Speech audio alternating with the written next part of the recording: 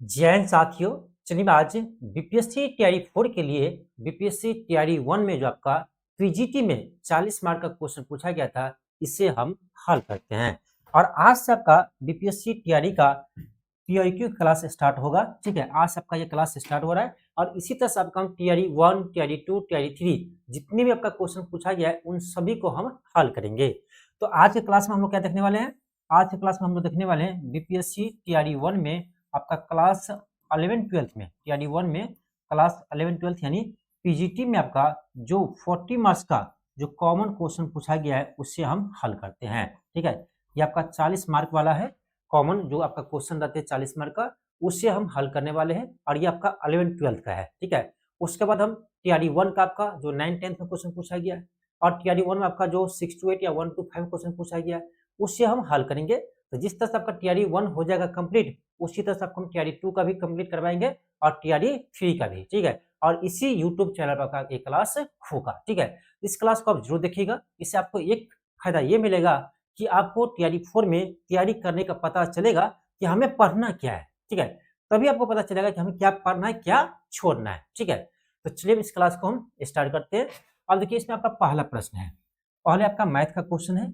आपका पहला प्रश्न इसमें है, क्वेश्चन ये कर आपका कि विक्रय मूल्य पर 10% की हानि लागत मूल्य पर कितने प्रतिशत की हानि है। यानी कह किसी वस्तु का यदि विक्रय मूल्य के 10% पर हम हानि पर बेचते हैं तो उसे क्रय मूल्य पर मुझे कितना परसेंट हानि होगा। यानी इसमें क्या करेंगे हम, देखो आपका जो सेलिंग प्राइस है, ठीक है, यानी विक्रय मूल्य है, ठीक है, विक्रय मूल्य है, इसको मान लेंगे हम 100। यदि आपका विक्रय मूल्य 100 है और उसमें क्या कर रहा है, विक्रय मूल्य पर 10% की लॉस लग रहे हैं, हानि लग रहा है। यदि 100 रुपया यदि आप मान लो विक्रय मूल्य है, इस पर लॉस कितना होगा? ठीक है, लॉस कितना होगा भाई साहब? इसमें आपका लॉस होगा इसका 10%। तो भाई देखो 100 का 10% सबको पता है कितना होगा भाई, 100 का 10% कितना होगा? 10 ही होगा। यानी यदि वो 100 रुपये में किसी चीज को बेचा होगा तो उसको 10 रुपये का क्या लगा? लॉस लगा है। अब बताओ ये क्या है? ये विक्रय मूल्य है, ये आपका हानि है। आप क्रय मूल्य बता ही सकते हो। ठीक है, कॉस्ट प्राइस आप बता ही सकते हो क्या होगा। तो भाई देखो ये हानि है, ये क्या आपका विक्रय मूल्य है। तो विक्रय मूल्य में हम जब हानि को जोड़ देंगे तो ये आपका क्या आएगा? क्रय मूल्य आएगा। क्या आएगा? क्रय मूल्य आएगा। तभी देखो ना, क्रय मूल्य आपका 110 है, इसमें 10 का लॉस लगाए तब तो 100 में ये बिका है। ठीक है, तो यहाँ पर क्रय मूल्य कितना होगा? 110 होगा। अब ये कह रहा है कि ये जो लॉस है ना, ये क्रय मूल्य पर कितना परसेंट है। तो भाई लॉस जो है, ये लॉस परसेंटेज हम देखेंगे क्रय मूल्य पर, लॉस परसेंटेज क्या आ जाएगा? आपका लॉस कितना लग रहा है? 100 लग रहा है। कितना में? तो 110 में। क्रय मूल्य यही ना है, लागत मूल्य यही है आपका। अब गुने 100, गुने 100, यहाँ से आपका 0 0 चल जाएगा, यहाँ से आपका आएगा 100/11 आएगा। कितना परसेंट? 11 9 में 99, ये आपका आएगा 9.1/11%। ठीक है, कौन सा ऑप्शन में है? ऑप्शन नंबर ए में है, ऑप्शन आपका ए में है। ठीक है, आज देखिए थोड़ा सा जो माइक था पहले वाले, ये माइक में थोड़ा सा इश्यू आ गया, खराब हो चुका है, ये भेजे हैं आपका रिपेयरिंग करने के लिए। ठीक है, तो फिलहाल जो मेरे पास पहले से माइक था इसका हम यूज कर रहे हैं। ठीक है, इसमें हो सकता है कि पहले की तरह आपका आवाज न आए। ठीक है, तो थोड़ा सा आप मैनेज करके चलिएगा, ये माइक आपका बहुत जल्द आ जाएगा, रिपेयरिंग में गया है। ठीक है, तो इसलिए थोड़ा सा आवाज का इश्यू हो सकता है। ठीक है, तो चलिए हम आगे में देखते हैं। ठीक है, आगे हम क्वेश्चन सेकेंड देखते हैं। क्वेश्चन हम सेकेंड देखते हैं। क्वेश्चन सेकेंड आपका ये पूछा गया था, देखो क्वेश्चन कर आपका कि दो व्यक्ति ए और बी एक काम को 15 दिन में पूरा करते हैं यदि वे एक साथ करते हैं। यानी एक साथ करते हैं ए और बी किसी काम को, तो कितना दिन में करते हैं भाई साहब? 15 दिनों में करते हैं। और करा ए अकेला उस काम को 20 दिन में करता है। ए अकेला उस काम को कितने दिन में करता है? 20 दिन में करता है। ठीक है, तो ए अकेला इस काम को 20 दिन में करता है। तो कह रहा भाई साहब बताओ यह काम बी अकेले कितना दिन में करेगा। इस क्वेश्चन में पेन चलाने की जरूरत ही नहीं है। यदि आप हमारे क्लास देखे होंगे ना, ये क्वेश्चन में आपको पेन चलाने की जरूरत ही नहीं है, आप ऐसे ही क्वेश्चन को बना देंगे यदि आप मेरा क्लास किए हैं मैथ का तो। ठीक है, एक सेकेंड देखो, तो क्या करेंगे अब देखो, इस दोनों क्या कीजिए एलसीएम लीजिए।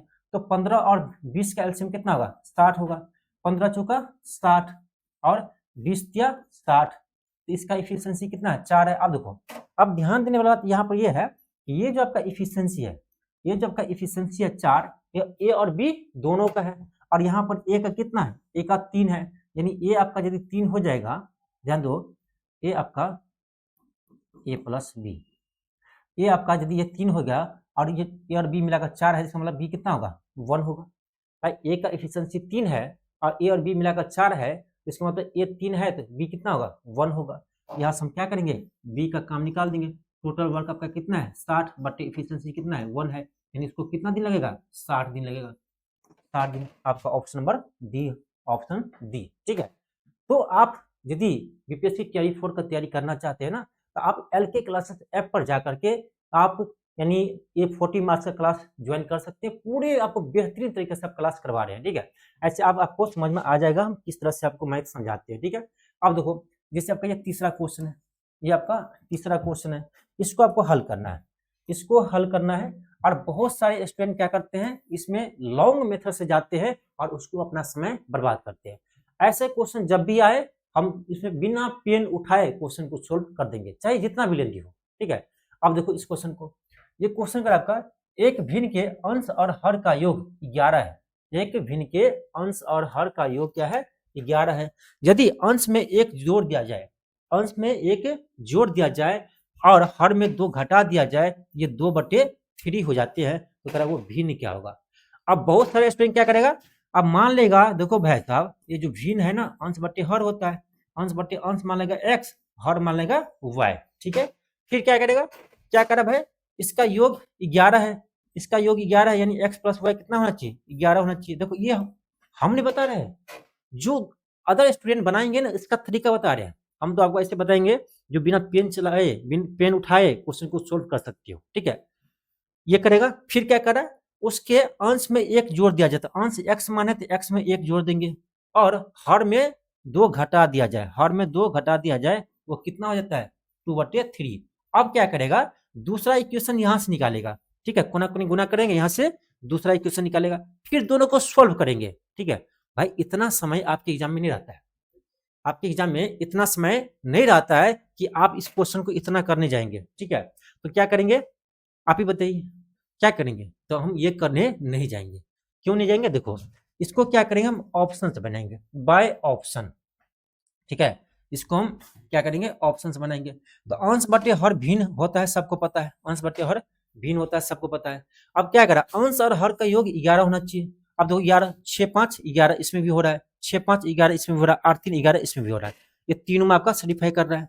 अब दूसरा कंडीशन क्या करा है, दूसरा कंडीशन ये कह रहा है आपका कि अंश में 1 जोड़ दिया जाए और हर में 2 घटा दिया जाए, कितना आना चाहिए, 2/3। चलो इसमें करो, तो अंश में 1 जोड़ है, 5 में 1 जोड़ो, हर में 1 घटा 2 घटाए, 2 घटा 2 कितना आ रहा है, आपका रहा है 6/4, ये आपका 3/2 आ रहा है, जबकि यहाँ 2/3 है, ये नहीं होगा।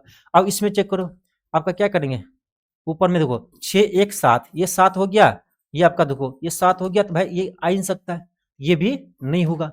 अब इसको जोड़ो, इसमें क्या है, अंश में 1 जोड़ना है, हर में क्या करना है, 2 घटाना है, ये आपका आएगा 4, ये आएगा आपका 6, कितना आ रहा है, 2/3 आ रहा है। ऑप्शन नंबर सी होगा, ऑप्शन क्या होगा, सी होगा। तो ऐसे प्रश्न में ना पेन चलाने की जरूरत ही नहीं है, क्यों हम जाएंगे मानने के लिए, ठीक है। तो यही आपको सीखना है।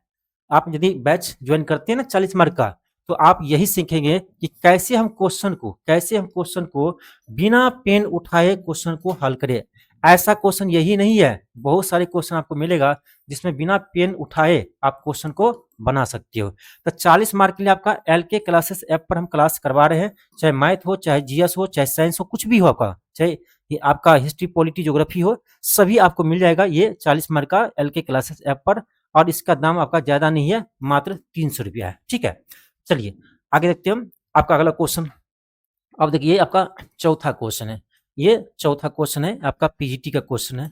अब देखिए इसको, ये कर आपका कि इसका मान क्या होगा, ये तो बहुत सिंपल है। देखो क्या दिया भाई साहब, यहाँ दिया आपका 1 + 1/2, इसको ऐड कीजिए, भिन्न जो आता होगा ना, कितना आएगा, ये 2 1 3, 3/2 आएगा। इतना भी नहीं आता है तो क्या आएगा आपको बताओ, इतना भी भिन्न जो नहीं आएगा तो क्या करेंगे आप बताओ। फिर इसको करो, कितना आएगा, ये आपका 3 1 4, 4/3 आएगा। यहाँ कितना आएगा, यहाँ आपका आएगा 4 1 5, 5/4 आएगा। और इसी तरह से ये कहाँ तक जाएगा, ये आपका जाएगा यहाँ पर 121/120 तक, ठीक है। इतना तो आप कर ही सकते हो, इतना आप कर सकते हो। अब देखो क्या है इसमें, देखो ध्यान से देखिएगा आप, इसमें एक चीज आप ध्यान से देखिएगा, देखो कोई चीज कट रहा है आपको, कोई चीज आपको कट रहा है, देखो यहाँ देखो 3 है, यहाँ 3 है, यहाँ 4 है, यहाँ 4 है, यहाँ 5 है, यहाँ भी 5 आया होगा, ठीक है। अब देखो कट कैसे रहा है ये ध्यान दो, देखो ये कोना कोनी ऐसे कट रहा है, कोने कोनी कट रहा है, यानी इसका मतलब यहाँ भी 120 होगा, तभी 120 ये कट जाएगा। देखो ना, यहाँ से आपका स्टार्ट हुआ तो ऐसे कोना कोनी कट रहा है, ऐसे कोना कोनी कटेगा, लास्ट में बचेगा क्या, यहाँ से बचेगा आपका 121 बचेगा, और यहाँ नीचे में आपका 2 बचेगा। 121/2 कितना होता है, ये आपका आएगा 60.5।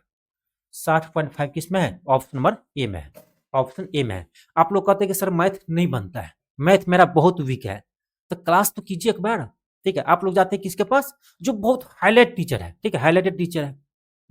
आप जानते हैं ना, नामी हम लोग की एक कहावत है, आप चलो नहीं कहेंगे हटो, एक कहावत भी यहाँ कहने लायक नहीं है, हम क्या कहें। अगला क्वेश्चन आपका देखो, अगला क्वेश्चन क्या आपका, अगला क्वेश्चन आपका ये है, कर आपका एक सेकंड, ये आपका 5वां क्वेश्चन होगा, हाँ 5वां क्वेश्चन है, ठीक है, क्योंकि 8 क्वेश्चन आपका मैथ का होगा, 5 क्वेश्चन है। 5वां क्वेश्चन है कि 3 अंकों की कितनी संख्या है जो 5 से विभाज्य है। 3 अंकों की कितनी संख्या है जो 5 से विभाज्य है, तो पहले 3 अंक की सबसे छोटी संख्या पकड़िए जो 5 से विभाज्य है, तो ये आपका 100 होगा भाई, 100 से छोटी 3 अंकों की संख्या कोई है नहीं, 100 से छोटी 3 अंकों की संख्या कोई होती नहीं है, ठीक है, 3 अंकों की संख्या कोई नहीं होती है, तो क्या करेंगे, क्या करेंगे, तो 100 सबसे छोटी होगा। उसके बाद क्या होगा, उसके बाद फिर इसमें 5 जोड़ते जाइए, 105 आएगा, 110 आएगा, कहाँ तक जाएगा भाई, 3 अंकों की करिए ना, तो 3 अंकों की सबसे बड़ी संख्या देखो जो 5 से विभाज्य हो जाए, आपका ये आएगा 995 भाई। 3 अंकों की सबसे बड़ी संख्या है जो 5 से विभाज्य कितना है, 995, इससे बड़ा तो होगा नहीं।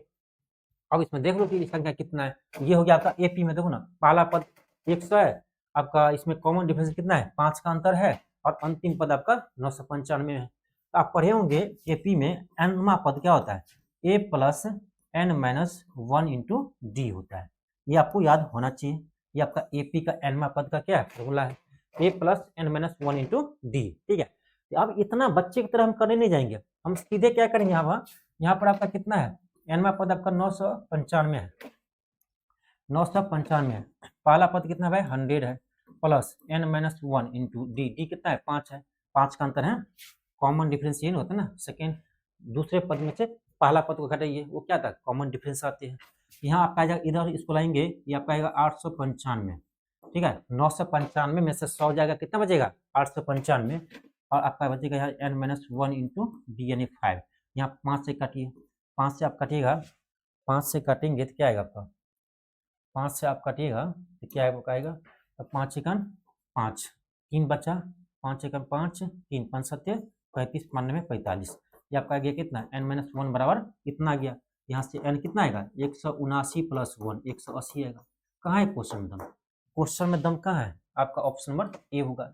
जबकि आपका टीआरई 1 2 3 में सबसे हार्ड क्वेश्चन टीआरई 1 में ही आया था, और ये सभी क्वेश्चन आपका टीआरई 1 का ही है, ठीक है, टीआरई 1 का ही है, इसीलिए ज्यादा क्वेश्चन हार्ड नहीं है, बस आपका बनाने का तरीका नहीं आता है, ठीक है, बनाने का तरीका नहीं आता है। मैथ में बहुत सारे क्वेश्चन आपको एग्जाम में मिल जाएंगे ना, जिसमें आप बिना पेन चलाए क्वेश्चन को हल कर सकते हैं, कट ऑफ इतना क्यों जाते हैं, यही कारण है, ठीक है। चलिए आगे दिखाते हैं आपको, क्वेश्चन नंबर 6 देखिए, क्वेश्चन आपका 6 देखिए क्या कर रहा है, ये कर आपका, एक पिज्जा वाला पहले दिन 2/5 पिज्जा, यानी 2/5 यानी 2/5वां भाग, ठीक है, 2/5 पिज्जा, दूसरे दिन 3/4 पिज्जा, दूसरा दिन आपका 3/4 पिज्जा, तीसरे दिन 9/16 पिज्जा, 9/16 पिज्जा वितरण करता है, यदि प्रत्येक दिन की शुरुआत में उसके पास समान रूप से पिज्जा थे तो उसने किस दिन सबसे अधिक पिज्जा वितरित किया है। अब देखो ये कह रहा है कि प्रत्येक दिन जो है ना उसके पास समान क्या थे, पिज्जा थे, अब उसका 2/5 है, उसका 3/4 भाग है, इसका 9/16 भाग है। आपको लगता है वो क्या कर रहा है, क्वेश्चन कुछ नहीं कर रहा है, इसमें आपको कंपेयर करना है ना, कौन इसमें सबसे बड़ा है, इसमें आपको कंपेयर करना है, ये मान लो भिन्न हो गया 3 गो, और इसमें देखना आपको कौन सबसे बड़ा है, ठीक है।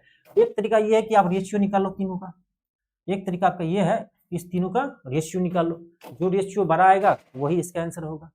दूसरा तरीका ये है कि ये क्या कह रहा है कि इस तीनों के पास समान रूप से पिज्जा है, तो कोई भी संख्या ऐसा ले लीजिए सबको गुना कर दीजिए, ठीक है, वही तरीका आसान है। अब देखो 5, 4 और 16 तीनों से कटने वाली संख्या कौन है, यानी इस तीनों के एलसीएम हम ले लेंगे।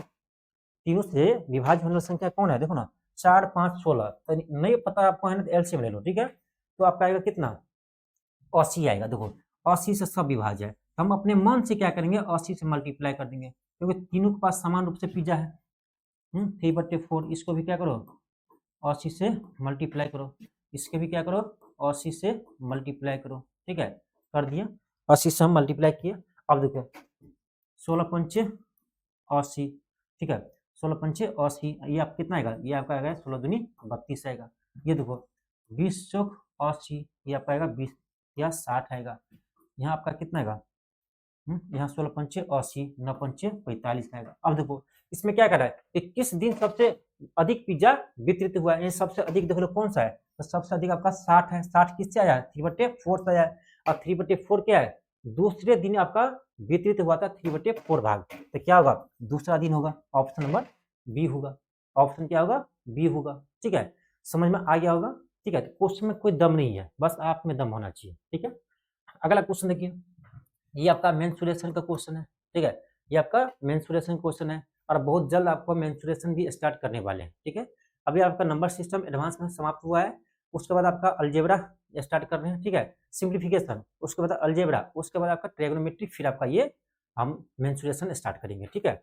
अब देखो ये क्वेश्चन है, क्वेश्चन का आपका क्वेश्चन नंबर कितना था, ये आपका 7वां क्वेश्चन है, ठीक है, ये आपका मैथ का 7वां क्वेश्चन है।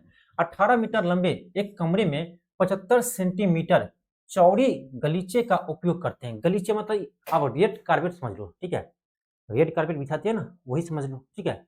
तो गलीचे का प्रयोग करते हैं, गलीचे बिछाने की लागत 4.5 यानी 4.5 रुपये प्रति मीटर की दर से 810 रुपया है।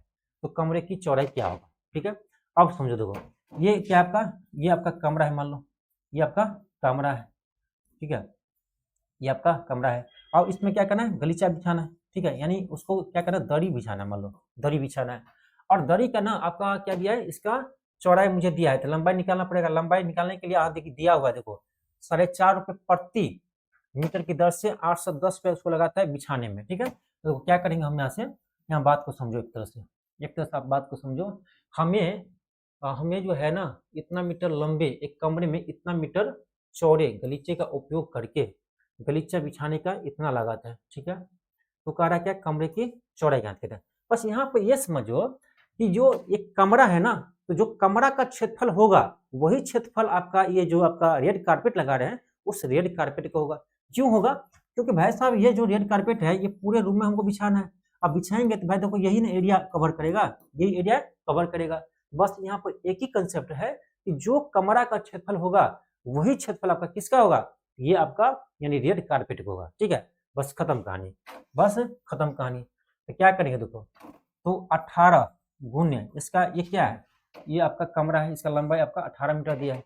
अब कमरा है तो आपका ये आयताकार ही होगा, लंबाई गुने चौड़ाई, चौड़ाई को मान लो आपका क्या बी, मान लो चौड़ाई बी है, बराबर ये जो आपका रेड कारपेट है इसका देखो चौड़ाई दिया है, कितना दिया है 75 सेंटीमीटर, ठीक है, 75 सेंटीमीटर ये चौड़ाई गुणिया लंबाई। तो गुणिया लंबाई हमें नहीं पता है, लेकिन लंबाई यहाँ से हम निकाल लेंगे। क्या देखो ये क्या है, 4.5 रुपये प्रति मीटर की दर से 810 रुपया खर्च लगाता है उसको बिछाने में। तो उसका लंबाई कितना होगा भाई साहब, तो 810 रुपया खर्च हुआ है, और कितने रुपए प्रति, 4.5 रुपये प्रति मीटर की दर से लगा रहे हैं, ये आपका लंबाई आ जाएगा, ठीक है, ये आपका लंबाई आ जाएगा। यहाँ से आपका बिग मान नहीं आएगा, क्या नहीं आएगा, आ जाएगा ना। तो यहाँ से क्या करो, यहाँ से पॉइंट उड़ाओ, यहाँ 0 जाएगा, 5 से काटो या 9 से काटो, 9 पंचे 45, 99 81, ये आपका 00। फिर आपका आएगा 18 पंचे 90, 18 पंचे 90, यहाँ काटो 25 दिया 75, 25 चौका 100, 3 से काटो 3 छके 18, 6 से काटो 6 18। यहाँ से मेरा फाइनली बी का मान कितना आएगा, बी का मान, एक सेकेंड, क्या कहीं गलती की है क्या, ठीक तो है, 810 था, ठीक है, 45 से 9 पंचे 45, 99 81, 00, ठीक है, सब कुछ सही है। 5 से 18 पंचे 90, ये भी सही है। यहाँ 3 से 25 से 75, 25 का 100, सब कुछ सही है। आपका हो गया कितना, ये आपका आया हाँ सही तो है, 30/4 आया, सही तो है, दिक्कत कहाँ है, 30/4 है, 30/4 2 से काटिएगा तो 15 दूनी 30 और 2 दूनी 4, ये कितना आएगा 7.5 मीटर आएगा, 7.5 मीटर आएगा। तो आपका ऑप्शन नंबर बी है, ऑप्शन क्या है, बी है। ठीक है, कुछ है क्वेश्चन में। अगला क्वेश्चन देखो क्या है आपका, अगला क्वेश्चन देखो, ये आपका 8वां क्वेश्चन है, मैथ का लास्ट क्वेश्चन है। क्वेश्चन का आपका दिल्ली और आगरा के बीच की दूरी 200 किलोमीटर है। ठीक है, दिल्ली और आगरा के बीच, ध्यान दो, दिल्ली और आगरा, ये दिल्ली है मान लो और ये आपका आगरा है, दिल्ली और आगरा के बीच की दूरी कितना है, 200 किलोमीटर है। दिल्ली और आगरा के बीच की दूरी कितना है, ये पूरे दूरी आपका 200 किलोमीटर है। ठीक है, 200 किलोमीटर है। अगर मान लीजिए आप दिल्ली से आगरा एक कार के द्वारा जा रहे हैं, कहां से जा रहे हैं, दिल्ली से आगरा जा रहे हैं, और करा यदि आप 120 किलोमीटर के लिए औसत गति 90 किलोमीटर पर आवर का यूज करते हैं और बाकी दूरी के लिए 40 किलोमीटर पर आवर बनाए रखते हैं, तो आपको आगरा पहुंचने में औसत समय कितना लगेगा। बहुत सिंपल क्वेश्चन है, ये तो बहुत सिंपल क्वेश्चन दे दिया आपको। देखो ये जो आपका पहले जो है वो 120 किलोमीटर, ठीक है, इसमें जो है वो 120 किलोमीटर दूरी चलते हैं किस स्पीड से, तो आपका औसत इसका स्पीड रहता है आपका 90 किलोमीटर पर आवर। ठीक है, 90 किलोमीटर पर आवर। और जो आपका शेष दूरी रह गया तो टोटल 200 है, ये 120 हो गया, तो ये कितना होगा, 80 होगा, 80 किलोमीटर। और यहाँ पर जो आपका चाल दिया है ना, यहाँ पर इसका जो चाल दिया है कितना दिया है, 40 किलोमीटर पर आवर। ये तो बहुत सिंपल क्वेश्चन है, 40 किलोमीटर पर आवर। आपका टोटल समय कितना लगा होगा, सिंपल बात हो, यहाँ भी आप ये दूरी है, ये चाल है, यहाँ से आप समय निकाल सकते हो क्या, T1 बराबर दूरी बट्टे चाल, समय आपका आ जाएगा, दूरी आपका 120 है बट्टे आपका चाल 90 है, तो आपका 3 तिया 90, 3 चौक 12, ये आपका आएगा 4/3 आवर आएगा यहाँ पर। और यहाँ पर क्या आएगा भाई साहब, यहाँ पर आपका समय आएगा कितना, तो 80/40, 40 दूनी 80, कितना आया यहाँ 2 घंटा आया। ठीक है, यहाँ पर 2 घंटा आया, तो टोटल समय आपका लग जाएगा, यहाँ से आपका आया 4/3 आवर और यहाँ पर लगा आपका 2 आवर। ये तो हो गया, हो तो गया, आपका आ जाएगा, ये आपका आएगा 3 दूनी 6, 6 4 10/3, इतना घंटा। ये आपका आएगा 3 तिया 9, 3 घंटा 1/3 गुने 60 कर दो तो 20 तिया 60, ये आपका आएगा, यहाँ पर आपका आएगा 3 घंटा 20 मिनट, 3 घंटा 20 मिनट आपका आएगा। और 3 घंटा 20 मिनट किसमें, ऑप्शन नंबर ए में है, ऑप्शन क्या होगा, ए होगा। अब देखिए ये आपका मैथ का क्वेश्चन यहाँ से समाप्त होता है। आपको पता होगा कि 40 नंबर में आपका 8 नंबर मैथ से रहता है। और अब देखो अगला आपका क्या है, अगला आपका है हिस्ट्री। ठीक है, यहाँ से फिर आपका 8 क्वेश्चन रहेगा हिस्ट्री से, और हिस्ट्री में आपका केवल मॉडर्न हिस्ट्री रहता है। ठीक है, हिस्ट्री में आपका केवल मॉडर्न हिस्ट्री रहता है, ये आपको यहाँ पर आप देखे लेंगे। ठीक है, तो देखो जब पढ़ाई आप करते हैं ना, तो पहले आप सिलेबस पर ध्यान दीजिए कि आपका सिलेबस क्या है। ठीक है, इसीलिए क्वेश्चन बैंक आपको हल करवा रहे हैं। ठीक है, अब देखो क्वेश्चन है कि नव भारत का पैगंबर कौन कहलाता है, नव भारत का पैगंबर कौन कहलाता है। तो सबको पता है आपको कि राजा राम मोहन राय जी को भारत का नव भारत का पैगंबर कहते हैं, यानी आधुनिक भारत के पिता कहते हैं, आधुनिक भारत के पिता कहते हैं किसको, तो राजा राममोहन राय जी को। ठीक है, ऑप्शन क्या होगा, ए होगा। और ये जब का है दादा भाई नौरोजी, तो दादा भाई नौरोजी को कहते हैं grand old man of India. ठीक है, ग्रैंड ओल्ड मैन, तो ग्रैंड ओल्ड मैन के नाम से कौन जानते हैं, दादा भाई नौरोजी को जानते हैं। ठीक है, इस चीज का आप ध्यान रखना। ठीक है, इस चीज का आप ध्यान रखना। अब देखो अगला क्वेश्चन क्या आपका, अगला क्वेश्चन आपका है, ये आपका सेकेंड क्वेश्चन है हिस्ट्री का। बंकिम चंद्र चट्टोपाध्याय, बंकिम चंद्र चटर्जी के आनंद मठ में किस विद्रोह का उल्लेख है। ठीक है, विद्रोह सबको पता है कि आनंद मठ में आपका सन्यासी विद्रोह का क्या है, उल्लेख है। अब देखिए क्वेश्चन इजी पूछेगा इतना, तो कट ऑफ क्यों जाएगा है बताओ। हालांकि ये आपका टीआरई 1 का क्वेश्चन है, और टीआरई 1 में आपका सबसे हार्ड क्वेश्चन आया था अभी तक का। ठीक है, टीआरई 1 में तो देखो, तो बंकिम चंद्र चटर्जी के आनंद मठ में किसका उल्लेख है, सन्यासी विद्रोह का उल्लेख है। और सन्यासी विद्रोह कहाँ हुआ था, तो बंगाल में। ठीक है, सन्यासी विद्रोह कहाँ हुए थे, बंगाल में हुए थे। ठीक है, इस चीज का आप ध्यान रखना। चलो आगे देखते हैं, आपका अगला क्वेश्चन है, अगला क्वेश्चन आपका थर्ड है। थर्ड क्वेश्चन है कि लंदन में अभिनव भारत के संस्थापक कौन है। अब बताओ, सबको पता है कि अभिनव भारत के संस्थापक कौन है, ये है आपका, ध्यान रखना, अभिनव भारत के संस्थापक कौन है, ये आपका बी.डी. सावरकर। ठीक है, विनायक दामोदर सावरकर। ठीक है, बी.डी. सावरकर, इस चीज का आप ध्यान रखना। लंदन में किया था। कहाँ पर किया था? लंदन में। तो ये भी प्रश्न आपका कभी कभी आते हैं। और कब किया था इसको ध्यान रखना, 1904 में किए थे। ठीक है, 1904 ईस्वी में आपका अभिनव भारत का लंदन में गठन करते हैं कौन? बी.डी. सावरकर। बी.डी. सावरकर याद रहेगा। ये आपका तीसरा क्वेश्चन है। चौथा देखो आपका हिस्ट्री का चौथा क्वेश्चन। क्वेश्चन का आपका गदर पार्टी की स्थापना कहां पर हुई थी? सबको पता है आपका अमेरिका के सैन फ्रांसिस्को में। अमेरिका के सैन फ्रांसिस्को में आपका गदर पार्टी का स्थापना हुआ था। ठीक है, और कब हुआ था? 1913 में। ठीक है, 1913 में।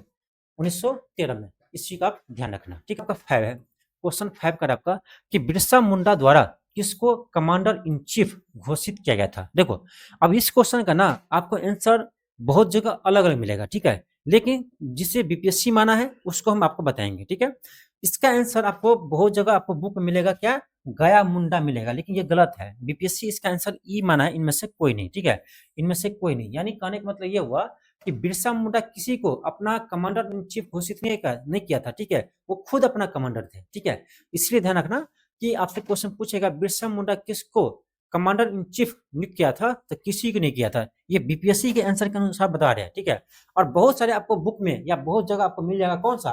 तो गया मुंडा आपको मिलेगा, लेकिन ये गलत है। ये गलत है, ध्यान रखना। ठीक है, और आपको याद होगा बिरसा मुंडा धरती आबा के नाम से जानते हैं। धरती आबा, धरती आबा अपने आपको कहते हैं धरती आबा। धरती आबा के नाम से जानते हैं आपको बिरसा मुंडा, धरती आबा। और बिरसा मुंडा विद्रोह भी हुआ था, आपको याद होगा। कब हुआ था? 1899 से आपका 1900 के बीच में हुआ था बिरसा मुंडा विद्रोह। ठीक है, बिरसा मुंडा विद्रोह हुआ था आपका 1899 से 1900 के बीच में। ठीक है, अब देखो अगला क्वेश्चन देखो, ये क्वेश्चन कौन सा था? ये आपका 5वां क्वेश्चन था। छठा क्वेश्चन देखो, अब देखो ये बिहार से क्वेश्चन है।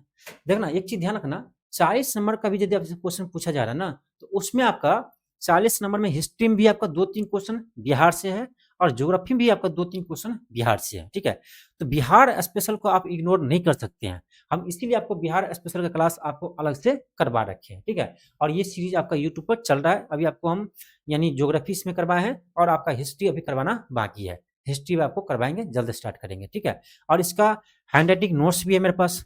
ठीक है, बिहार स्पेशल का हैंड राइटिंग नोट्स भी है। ये नोट्स कहाँ मिलेगा आपको? हैंड राइटिंग नोट्स भी आपको इसी ऐप पर मिल जाएगा, एलके क्लासेस ऐप पर। ठीक है, ये नोट्स आप पढ़ लेते हैं ना, तो इसमें फायदा ये है कि सारे चीज को आपको पूरे डिटेल्स में मैप के थ्रू समझाया गया है। बिहार का ज्योग्राफी को अच्छे से, बिहार की हिस्ट्री को अच्छे से, पॉलिटी को। ये आप एक बार नोट्स पढ़ लेते हैं ना हमारा, तो आपका सारा कंसेप्ट क्लियर हो जाएगा। और इसी नोट्स से हम क्लास भी करवा रहे हैं। क्लास देखेंगे, नोट्स से पढ़ेंगे, आपको सब चीज याद आपको हो जाएगा। ठीक है, इतना पक्का है। अब देखो क्वेश्चन क्या था? क्वेश्चन पूछा है कि बिहार समाजवादी पार्टी का गठन किन्होंने किया था? बिहार समाजवादी पार्टी का गठन किसने किया था? देखो ऑप्शन के अनुसार चलेगा, आपका होगा ऑप्शन नंबर बी, फूलन प्रसाद वर्मा और जयप्रकाश नारायण। ठीक है, कब किया था भाई साहब? डेट भी जरूरी है। ये क्या था आपका 1931 में। ठीक है, 1931 में गठन किया था। 1931 में गठन किया था। जैसे आपका देखो राम वृक्ष बेनीपुरी। ठीक है, राम वृक्ष बेनीपुरी, इसको आपको ध्यान रखना है। इसमें राम वृक्ष बेनीपुरी, राम वृक्ष बेनीपुरी शामिल थे, इसको आपको ध्यान रखना। ठीक है, रामानंद मिश्र, रामानंद मिश्र, रामानंद मिश्र ये भी इसमें शामिल थे। ये सब नाम ध्यान रखना। ठीक है, तो फूलन प्रसाद वर्मा और जयप्रकाश नारायण, रामवृक्ष बेनीपुरी, रामानंद मिश्र ने मिल करके 1931 में जो है वो बिहार समाजवादी पार्टी का गठन करते हैं। ठीक है, अब देखो अगला क्वेश्चन क्या है? ये आपका क्वेश्चन नंबर 6 था। अगला देखो क्वेश्चन नंबर 7 देखो, ये आपका एक क्वेश्चन बिहार से मिल गया, ये दूसरा आपका हिस्ट्री का बिहार से क्वेश्चन है। क्वेश्चन आपका ये है कि बिहार प्रोविंशियल कांग्रेस कमेटी, यानी कहने का मतलब ये हुआ बिहार प्रांतीय, बिहार प्रांतीय, बिहार प्रांतीय कांग्रेस कमेटी, बिहार प्रांतीय कांग्रेस कमेटी, बिहार प्रांतीय कांग्रेस कमेटी, कमेटी जिसका मुख्यालय पटना में है, इसका गठन किस वर्ष हुआ था? तो 1908 में हुआ था। ठीक है, 1908 में हुआ था। और ध्यान रखना ये सोनपुर मेला के अवसर पर हुआ था। ठीक है, सोनपुर मेला के अवसर पर इसका गठन किया गया था। सोनपुर मेला के अवसर पर इसका गठन किया गया था आपका बिहार प्रांतीय, किस? बिहार प्रांतीय कांग्रेस कमेटी, बिहार प्रांतीय कांग्रेस कमेटी। ठीक है, और इसके प्रथम अध्यक्ष, इसके प्रथम अध्यक्ष सर अली इमाम थे। ठीक है, सर अली इमाम थे, इस चीज को ध्यान रखना। सर अली इमाम जो है इसके प्रथम अध्यक्ष थे, ठीक है। सर अली इमाम इसके प्रथम अध्यक्ष है। क्वेश्चन है आपका, अगला क्वेश्चन है क्वेश्चन नंबर आपका 8 है, ठीक है। 8 है तो ये आपका हिस्ट्री का लास्ट क्वेश्चन ही होगा, क्योंकि देखो आपको इसका सिलेबस भी आपको पता होना चाहिए। मैथ से 8 क्वेश्चन, मैथ से 8 क्वेश्चन, और हिस्ट्री में केवल मॉडर्न हिस्ट्री, ठीक है। मॉडर्न हिस्ट्री से आपका 8 क्वेश्चन, और साइंस में आपका यानी आपका साइंस में फिजिक्स केमिस्ट्री बायो से 8 क्वेश्चन, और आपका ज्योग्राफी में केवल इंडियन ज्योग्राफी से 8 क्वेश्चन, और आपका करेंट से 8 क्वेश्चन, ठीक है। करेंट अफेयर से 8 क्वेश्चन, ये आपका पैटर्न है। 40 नंबर का यही पैटर्न है, और इसी पैटर्न पर क्वेश्चन आते भी हैं, ठीक है। ये आपका हिस्ट्री का लास्ट क्वेश्चन है कि 1913 में पटना में अनुशीलन समिति की एक शाखा की स्थापना किसने किया था। ये सारा क्वेश्चन बीपीएससी का पीवाईक्यू का है, ठीक है। बीपीएससी जो आपका घटना चक्र का जो क्वेश्चन बैंक आते हैं बीपीएससी का, उसी का ये क्वेश्चन बैंक से क्वेश्चन है। आज ही आपको हम क्वेश्चन बैंक भी सोल्व कराना स्टार्ट करेंगे। जो आपका अभी 2026 का जो घटना चक्र आए हैं ना, 2026 का घटना चक्र जो आया है, ठीक है, इसी से हम आपको सोल्व करवाएंगे, ठीक है। आज से आपका बीपीएससी का पीवाईक्यू क्वेश्चन का भी क्लास स्टार्ट होगा। इसका फायदा ये है कि इसमें मैक्सिमम क्वेश्चन आपका रिपीट करते हैं, ठीक है। खास करके आपका सिविल सर्विस में जो क्वेश्चन पूछा गया है वो क्वेश्चन आपके एग्जाम में पूछ रहे हैं, ठीक है, इसीलिए जरूरी है, ठीक है। तो क्वेश्चन क्या है, क्वेश्चन का आपका 1913 में पटना में अनुशीलन समिति की एक शाखा का स्थापना किसने किया था। तो सचिंद्र नाथ सन्याल ने किया था, सबको पता है, सचिंद्र नाथ सन्याल ने किया था, ठीक है। इस चीज का आप ध्यान रखना। आपका साइंस का क्वेश्चन स्टार्ट है। देखिए साइंस का क्वेश्चन है, इसमें आपका पहला क्वेश्चन है साइंस का। क्वेश्चन कर आपका कि शरीर की प्रतिरोधक क्षमता से जुड़ी सबसे महत्वपूर्ण कोशिका का प्रकार है। देखो शरीर की प्रतिरोधक क्षमता से जुड़ी ये आपका लिम्फोसाइट, ठीक है। लिम्फोसाइट जो है ना, लिम्फोसाइट जो है ये आपका शरीर की प्रतिरक्षा प्रणाली को यानी मजबूत करता है, ठीक है। यानी जो रोगाणु आपका शरीर में प्रवेश करते हैं उसको मारने का काम करते हैं आपका लिम्फोसाइट, ठीक है। और लिम्फोसाइट का निर्माण जो होता है आपका अस्थि मज्जा होता है, ठीक है। लिम्फोसाइट का निर्माण जो होता है आपका ये आपका होता है अस्थि मज्जा होता है, अस्थि मज्जा में आपका इसका निर्माण होता है, इसको आप ध्यान रखना, ठीक है। ये आपका क्वेश्चन आपका सेकंड है। क्वेश्चन आपका सेकंड है, साइंस का क्वेश्चन है। क्वेश्चन कर आपका विंडो या घरेलू क्लीनर या परफ्यूम स्प्रे के रूप में इस्तेमाल की जाने वाली स्प्रे बोतल निम्नलिखित में से किस सिद्धांत पर कार्य करती है, ठीक है। जो आप स्प्रे देखे हो ना, स्प्रे इसको दाबते जो निकालते हैं स्प्रे, ये आपका बर्नौली के सिद्धांत पर कार्य करते हैं, ठीक है। बर्नौली के सिद्धांत पर कार्य करते हैं। और बर्नौली के सिद्धांत ये कहा था आपका जब गतिशील लिक्विड की गति बढ़ती है, ठीक है, इसकी गति बढ़ती है तो वहां पर आपका प्रेशर जो है ना कम हो जाती है, ठीक है। गति बढ़ती है तो प्रेशर कम हो जाती है, ठीक है। ये आपका क्या है, किसका सिद्धांत है, ये आपका बर्नौली का सिद्धांत है। और इसी सिद्धांत पर आपका ये कार्य करता है आपका ये आपका यानी परफ्यूम, ठीक है। तो अगला क्वेश्चन देखो, क्वेश्चन आपका साइंस का थर्ड है, साइंस का आपका थर्ड क्वेश्चन है। इसमें कर आपका दो कैंडला का एक समदिग्ध स्रोत जिसका प्रकाश फ्लक्स पैदा करता है, ठीक है। यानी ये कर आपका दो कैंडला से कितना फ्लक्स पैदा करते हैं। तो एक आप फार्मूला ध्यान रखना, फाई बराबर यानी फ्लक्स बराबर आपका होता है आपका इंटेंसिटी, ठीक है, गुने सॉलिड एंगल, ठीक है। इंटेंसिटी गुने सॉलिड एंगल। और आपका इंटेंसिटी यहाँ दिया है कितना, दो कैंडला दिया हुआ है, ठीक है। कितना दिया है, दो कैंडला दिया हुआ है। तो दो कैंडला दिया है तो हम क्या करेंगे 2 गुने, और सॉलिड एंगल आप जानते हैं कितना होता है 4 पाई होता है, 4 पाई होता है सॉलिड एंगल। ये आपका जगह कितना 8 पाई होगा, 8 पाई होगा आपका ऑप्शन नंबर बी होगा 8 पाई ल्यूमेन, ठीक है। 8 पाई ल्यूमेन होता है, इस चीज को ध्यान रखना। बस यहाँ पर यही फॉर्मूला आपको काम आएगा, ठीक है। यहाँ पर आपको यही काम आएगा, ल्यूमेन बराबर आई इंटू आई क्या है इंटेंसिटी है इंटू सॉलिड एंगल होता है, ठीक है। तो इंटेंसिटी यहाँ दिया है 2 कैंडला, तो 2 कैंडला गुने, और सॉलिड एंगल आप जानते हैं कितना होता है 4 पाई के बराबर होते हैं, आपका आएगा 8 पाई ल्यूमेन, ठीक है।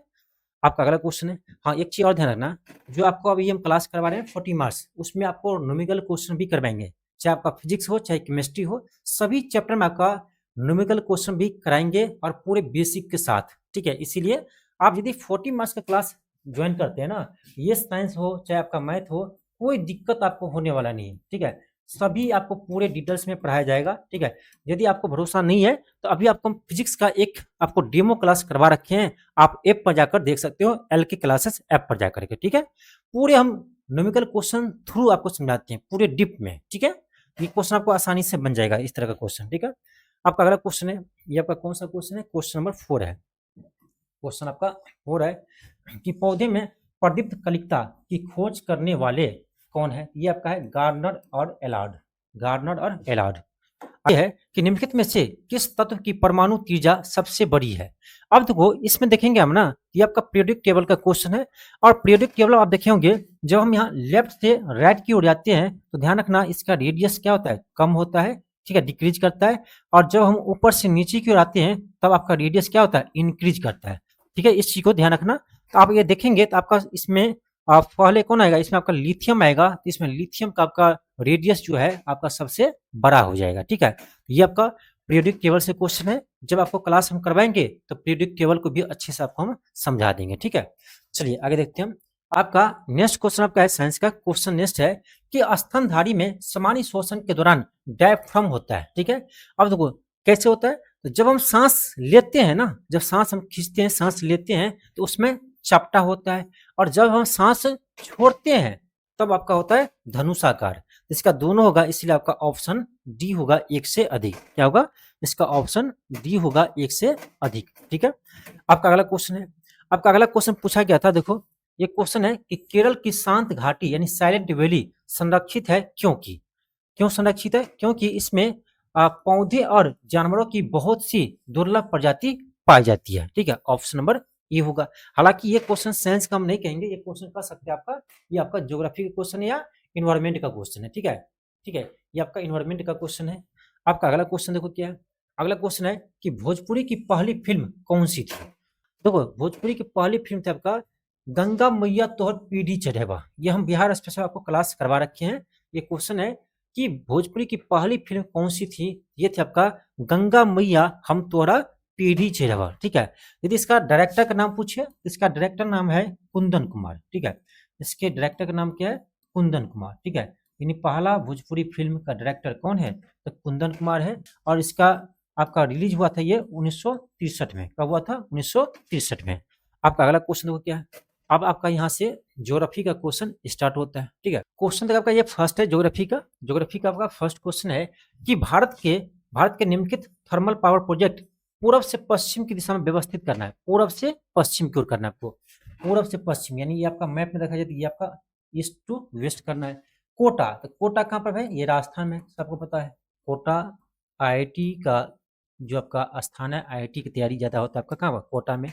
नामरूप, नामरूप आपका ये असम में है, ठीक है, नामरूप जो है आपका ये असम में है। अब देखो ये ओबरा और परीक्षा ये दोनों आपका यूपी में है, लेकिन ये आपका ये सोनभद्र जिला में है, ठीक है, ये जो आपका है सोनभद्र जिला में है, यूपी सोनभद्र जिला में है। और आपका ये परीक्षा ये भी आपका यूपी में है, लेकिन ये झांसी जिला में है, ठीक है, ये कहाँ पर है, झांसी में है। ये आप देख लो, इसको मैच तक कॉलम करना है, सॉरी इसको आपको अरेंज करना है पूर्व से पश्चिम की ओर। देखो आसान है, कैसे आपको दिखाते देखो, पूर्व यानी मैप में देखो पूर्व, तो पूर्व में आपका सबसे असम है, भाई पूर्वी राज्य आपका इसमें असम दिख रहा है, तो असम है तो सबसे पहले आपका 2 होना चाहिए, सबसे पहले क्या होना चाहिए, 2 होना चाहिए। अब देखिए इस ऑप्शन में कि कहाँ पर सबसे पहले 2 है, तो आप देखो 2 यहाँ भी है पहले और 2 आपका यहाँ भी है, ठीक है, इस दोनों में से कोई हो सकता है। अब चलो इधर से हम आ रहे हैं तो बीच में आपका यूपी आएगा। अब यूपी में ये दोनों है, ठीक है, और बहुत ही कम स्टूडेंट होगा जिसको यूपी में पता होगा कि सोनभद्र जिला पहले आता है इधर से पूर्व से या झांसी आता है, ठीक है, ये तो भाई यूपी वाले को ही पता होगा जो यूपी स्पेशल पढ़े होंगे, ठीक है। मान लो आपको नहीं पता है, इस दोनों के बारे में आपको नहीं पता है कि भाई सोनभद्र जिला से पश्चिम में झांसी है कि झांसी के पश्चिम में आपका सोनभद्र है, नहीं पता है, फिर भी क्वेश्चन बन जाएगा कैसे। तो सबसे पहले आपको पता है कि 2 होगा, सबसे पहले आपका नामरूप जो असम में है आपका 2 होगा। उसके देखो सबसे लास्ट में देखो कौन होगा, तो भाई देखो राजस्थान जो है ना सबसे आपका पश्चिम राजस्थान है, यहाँ पर इधर आपका राजस्थान है पश्चिम में, राजस्थान वाला आपका सबसे लास्ट में होगा, तो 1 आपका सबसे लास्ट होना चाहिए, 1 आपका सबसे लास्ट होना चाहिए। अब देखो 1 आपका सबसे लास्ट में केवल ऑप्शन सी में, तो ऑप्शन सी होगा, ठीक है। इसी को कहते हैं प्रेजेंस ऑफ माइंड, इसी को कहते हैं एग्जाम में प्रेजेंस ऑफ माइंड। आपको देखो नहीं पता ये दोनों कहाँ है, वो बड़ा परीक्षा कहाँ पर है नहीं पता है, ठीक है, इतना पता है कि यूपी में है, ठीक है, यूपी में है इतना पता है, लेकिन जिला आप कौन पूर्व पश्चिम है ये नहीं पता आपको, फिर भी ये क्वेश्चन बन जाता बस 2 से। तो कोटा राजस्थान में है और आपका नामरूप कहाँ है, असम में है, उसी से हम उसको मैच कर दिए, ठीक है। अब देखो अगला क्वेश्चन देखो, आपका अगला क्वेश्चन है कि टिवार्थ के अनुसार भारत की जलवायु किस प्रकार की है, तो ये आपका उपोष्ण मानसूनी जलवायु, ठीक है, उपोष्ण मानसूनी जलवायु है किसके अनुसार, टीवार्थ के अनुसार। आपका अगला क्वेश्चन है, क्वेश्चन कर आपका हैदराबाद में दक्षिण पश्चिम मानसून की वापसी की समान तिथि क्या है, ये आपका 15 अक्टूबर, ये तो याद ही रहता है स्टूडेंट को, ठीक है, 15 अक्टूबर आपका ऑप्शन बी होगा। आपका अगला क्वेश्चन है कि निम्नलिखित में से किस राज्य में नगरीकरण सर्वाधिक है, तो परसेंटेज के अनुसार देखें तो ये आपका गोवा में, यहाँ पर है गोवा में जो है ना सबसे अधिक आपका नगरीकरण है, ठीक है, ये आपका ऑप्शन ए होगा। हालांकि आपको हम जनगणना 2011 पढ़ाएंगे, ठीक है, अभी फिलहाल में यही आपका है, जनगणना 2011 से ही क्वेश्चन आएगा, ये क्वेश्चन आपका जनगणना 2011 से है, ये आपको हम क्लास करवा देंगे। आपका अगला क्वेश्चन क्या है, आपका अगला क्वेश्चन है कि मालनाड क्षेत्र का संबंध निम्नलिखित में से भारत के किस पठार से है, ये है आपका कर्नाटक के पठार से, ठीक है, ऑप्शन नंबर सी होगा। किससे संबंध है, तो कर्नाटक के पठार से आपका संबंधित है, ठीक है, आपका ऑप्शन क्या होगा, सी होगा। आगे बढ़ते हैं, आपका अगला क्वेश्चन है, क्वेश्चन का आपका दक्षिण प्रायद्वीपीय उच्च भूमि किसका भाग है, ये गोंडवाना लैंड का भाग है, ठीक है, दक्षिण प्रायद्वीपीय जो है वो किसका भाग है, ये आपका गोंडवाना लैंड का भाग है। हम लोग पढ़ेंगे ज्योग्राफी में, ठीक है, ये आपका पेंजिया था, ठीक है, पेंजिया था, ठीक है, ये आपका पेंजिया है, ये आपका पेंजिया है, और पेंजिया का विभाजन आपका दो भाग में होते हैं, ठीक है, ये आपका है दक्षिणी भाग, ये आपका दक्षिणी भाग है, और ये आपका उत्तरी भाग है, ठीक है, उत्तरी भाग है। तो उत्तरी भाग जो है ना आपका लॉरेंसिया कहलाता है, ठीक है, लॉरेंसिया कहलाया आपका उत्तरी भाग, और जो दक्षिण में आया उसको गोंडवाना लैंड नाम दिया गया, क्या नाम दिया, गोंडवाना लैंड दिया, ठीक है। और ये क्वेश्चन आपका यानी आते हैं, और ये हम आपको ज्योग्राफी में जब हम एनसीईआरटी ज्योग्राफी एनसीईआरटी से पढ़ेंगे ये हम आपको क्लास करवाएंगे, ठीक है। तो क्या होगा आपका ऑप्शन नंबर ए होगा गोंडवाना लैंड। आपका अगला क्वेश्चन है, क्वेश्चन का आपका भारत की कुल जनसंख्या के सापेक्ष बिहार की जनसंख्या का प्रतिशत क्या है। देखो हिस्ट्री में भी देखे तो हम बिहार स्पेशल से क्वेश्चन आया था, और यहाँ पर हम ज्योग्राफी में भी देख रहे हैं आपका बिहार स्पेशल से क्वेश्चन आया हुआ है, ठीक है। तो कह रहा है कि भारत की कुल जनसंख्या के सापेक्ष बिहार की जनसंख्या कितना परसेंट है। तो ये देखो हम लोग याद करते हैं 8.6%, ठीक है, आप याद किए होंगे कि लगभग 8.6% है। ये आपका करेक्ट डाटा है आपका 8.58%, 8.58% आपका करेक्ट डाटा है, और इसी को हम याद रखते हैं लगभग 8.6%, ठीक है, 8.6%। बात करें ये आपका डाटा जो है ये भी आपका जनगणना 2011 के अनुसार ही दिया होगा, ठीक है। तो बिहार की जनसंख्या कितनी है, ये आपका है 10,40,99,452, ठीक है, ये आप ध्यान रखना बिहार की जनसंख्या है 10,40,99,452। आपको कितने बार हम आपको बता चुके हैं, ठीक है। और यदि आपसे पूछे कि बिहार का भाई बताओ कुल क्षेत्रफल कितना है, बिहार का कुल क्षेत्रफल कितना है, तो ये आपका है 94,163 वर्ग किलोमीटर। ये भी क्वेश्चन आपके एग्जाम में आया हुआ है, ठीक है, 94,163 वर्ग किलोमीटर। परसेंटेज में कहिए कितना है, तो ये आपका यानी कुल आपका भारत के क्षेत्रफल का 2.86% है, 2.86% है, ठीक है। यहाँ से जो भी क्वेश्चन आएगा, ठीक है, आपको बिहार स्पेशल का भी क्लास करवा रहे हैं यूट्यूब पर, आप देख लीजिए, और नोट्स आप चाहते हैं तो LK क्लास ऐप से नोट्स ले सकते हो, ठीक है। चलो अगला क्वेश्चन आपका, अगला क्वेश्चन देखो ये भी आपका बिहार स्पेशल से है। क्वेश्चन कर रहा है निम्नलिखित में से कौन सी जोड़ा बिहार के दक्षिणी गंगा क्षेत्र से मेल नहीं खाता है। क्वेश्चन ये कर रहा है कि निम्नलिखित में से कौन सा जोड़ा बिहार के दक्षिणी गंगा क्षेत्र से मेल नहीं खाता है, ठीक है। अब देखो पटना मुंगेर, अब देखो पटना मुंगेर, ये आपका पटना जो है ये गंगा के दक्षिणी भाग में है, और मुंगेर भी है, ये तो है। गया भी दक्षिण में, अरवल भी ये दक्षिणी बिहार में है। अब यहाँ देखो पटना वैशाली, पटना जो है ध्यान दो यहाँ पर ध्यान दो, पटना जो है ये आपका गंगा के दक्षिणी भाग में तो है, यानी दक्षिणी मैदान में है, गंगा के दक्षिणी भाग में। लेकिन ये जो आपका वैशाली है, आप यदि गए होंगे कभी गांधी सेतु पुल से आप यदि गए होंगे तो देखना आप गांधी सेतु पुल के देखना आप दक्षिण में इधर पटना है, उधर आपका वैशाली है, हाजीपुर।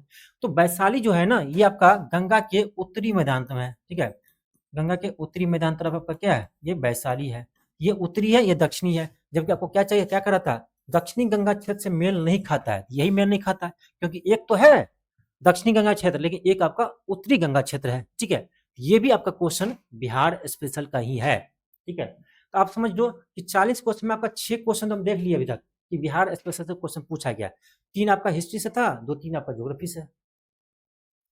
अब देखो अगला क्वेश्चन, आपका अगला क्वेश्चन क्या है, अगर आपका ज्ञानदीप नामक पुस्तक की रचना किस महान संत ने किया था? ठीक है, ये क्या था आपका? दारिया साहब ने। ऑप्शन नंबर बी होगा दारिया साहब। आपका अगला क्वेश्चन है, अब देखो, अब यहाँ से आपका करंट अफेयर क्वेश्चन है, ठीक है। तो हमको ये आपका करंट होगा 2023 का, तो 8 क्वेश्चन आपका करंट अफेयर से रहता है। हमको इस क्वेश्चन को बनाने से कोई मतलब ही नहीं है, क्योंकि आपका 23 का क्वेश्चन होगा, ठीक है। तो 8 क्वेश्चन आपका करंट अफेयर से रहता है, ठीक है, इस चीज को ध्यान रखना, और इसको इग्नोर भी नहीं करना है, इसको इग्नोर नहीं भी करना, ठीक है। बस अब आपको देखना है आगे जो आपका नया क्वेश्चन आएगा 25 में है 26 का, उसको आपको याद रखना है। तो करंट अफेयर के लिए बता रहे हैं ना, 8 क्वेश्चन हम लिख कर रख लो कि आपका 7 क्वेश्चन 6 क्वेश्चन 7 क्वेश्चन हमारे क्लास से रहेगा, आप लिख कर रख लो कहीं भी, ठीक है।